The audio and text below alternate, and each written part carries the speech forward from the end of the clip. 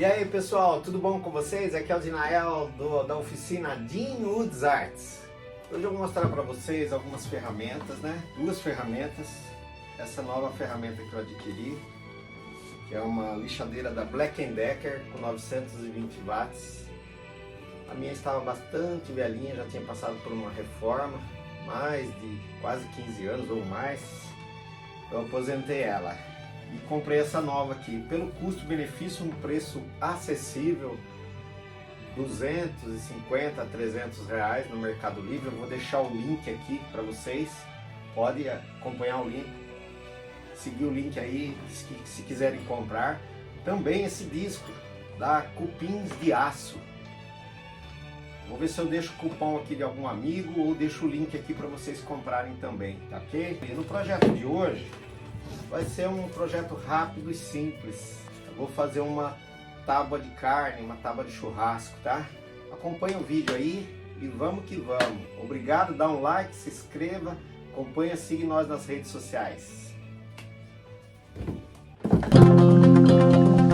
Se inscreva para dar aquela força.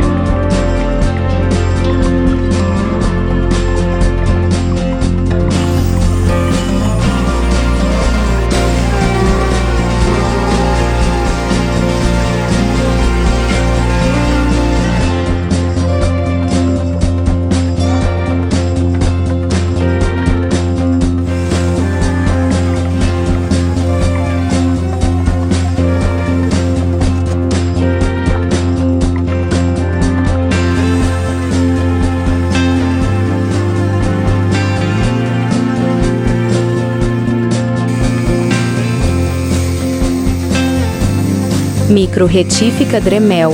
Veja onde comprar na descrição.